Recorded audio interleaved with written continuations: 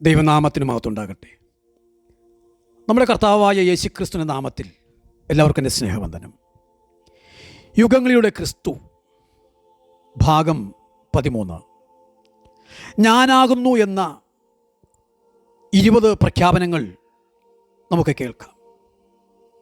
ആദ്യത്തേത്, ഞാനാകുന്നവൻ ഞാനാകുന്നുവെന്ന് പുറപ്പാട് 3:14 ആരംഭിക്കുന്നു.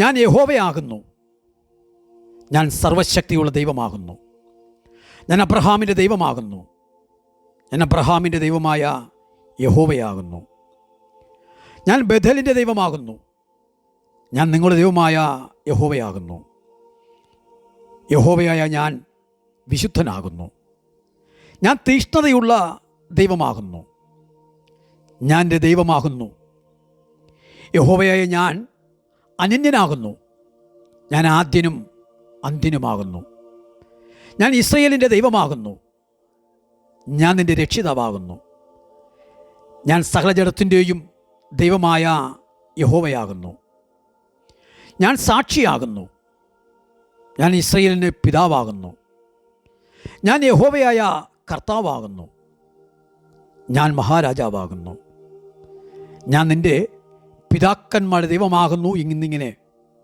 20 പ്രഖ്യാപനങ്ങൾ വേദപുസ്തകത്തിൽ നാം കാണുന്നു. ദൈവത്തിൻ്റെ സ്വാഭാവിക ഗുണവിശേഷങ്ങളാണ് ഈ 20 പ്രഖ്യാപനങ്ങൾ. അവയിൽ സർവവ്യാപകത്വവും, സർവശക്തൻ, സർവജ്ഞാനി, സർവോന്നതത്വം, നിത്യത്വം ഇവ അടങ്ങിയിരിക്കുന്നു. ദൈവം എല്ലായിടത്തുമുണ്ട്. സ്വർഗത്തിൽ ദൈവം സകല മഹത്വത്തോടും കൂടെ വാഴുന്നു. പാതാളവും അവൻ്റെ അധികാരത്തിന് കീഴിലാണ്. എല്ലാം ദൈവം കാണുന്നു. സകലവും അവൻ്റെ ആധിപത്യത്തിലിരിക്കുന്നു. കാണുക സങ്കീർത്തനം 139:7 മുതൽ 10 വരെ. ദൈവത്തിൻ്റെ സാന്നിധ്യം അഖിലാണ്ടത്തിൽ എവിടെയും ഉണ്ട് എന്ന സത്യമാണ് ഈ വാക്യങ്ങളിൽ വ്യക്തമാക്കുന്നത്. സ്വർഗത്തിലോ ഭൂമിയിലോ പാതാളത്തിലോ ആകാശ മണ്ഡലങ്ങളിൽ എവിടെയും, അതെ ഇതര ഗോളങ്ങളിലോ ദൈവസാന്നിധ്യമില്ലാത്ത ഒരു സ്ഥാനവുമില്ല. ഇരുട്ടും വെളിച്ചവും മനുഷ്യൻ്റെ ദൃഷ്ടിയിൽ 2 അവസ്ഥകളെ അവിടെ കാണിക്കുന്നു. എങ്കിലും ദൈവത്തിൻ്റെ ദൃഷ്ടിയിൽ ഇവ രണ്ടും ഒന്നുപോലെ തന്നെയാണ്. വായിക്കുമ്പോൾ നിൻ്റെ ആത്മാവിനെ ഒളിച്ച് ഞാൻ എവിടേക്ക് പോകും? തിരുസന്നിധി വിട്ട് ഞാൻ എവിടേക്ക് ഓടും? ഞാൻ സ്വർഗത്തിൽ കയറിയാൽ നീ അവിടെ ഉണ്ട്.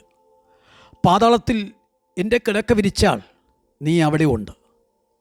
ഞാൻ ഉഷസ്സിൻ ചിറക് ധരിച്ച് സമുദ്രത്തിൻ്റെ അറ്റത്ത് ചെന്ന് പാർത്താൽ അവിടെയും നിൻ്റെ കൈ എന്നെ നടത്തും, നിൻ്റെ വലം കൈ എന്നെ പിടിക്കും.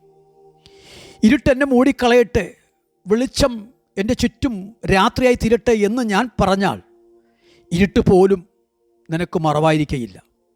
രാത്രി പകൽ പോലെ പ്രകാശിക്കും. ഇരുട്ടും വെളിച്ചവും നിനക്ക് ഒരുപോലെ തന്നെ. നീയല്ലോ എൻ്റെ അന്തരംഗങ്ങളെ നിർമ്മിച്ചത്. എൻ്റെ അമ്മയുടെ ഉദരത്തിൽ നീ എന്നെ മടഞ്ഞു.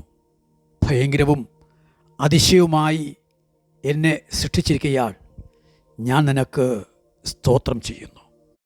ദൈവത്തിൻ്റെ സർവവ്യാപകത്വം ഇവിടെ വെളിപ്പെടുത്തിയിരിക്കുന്നു.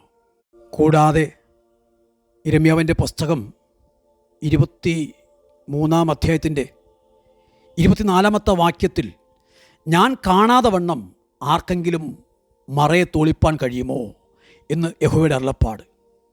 ഞാൻ ആകാശവും അതുപോലെ ഭൂമിയും നിറഞ്ഞിരിക്കുന്നതല്ലയോ എന്ന് യഹോവയുടെ അരുളപ്പാട്. അതുപോലെ അപ്പോസ്തല പ്രവൃത്തി 17-ാം അധ്യായം 24 മുതൽ 28 വരെയുള്ള വാക്യങ്ങളിലേക്ക് വരുമ്പോൾ ദൈവത്തിൻ്റെ സ്വാഭാവിക ഗുണവിശേഷങ്ങളിലെ സർവ്വവ്യാപകത്വം നമുക്ക് കാണാൻ കഴിയുന്നുണ്ട്.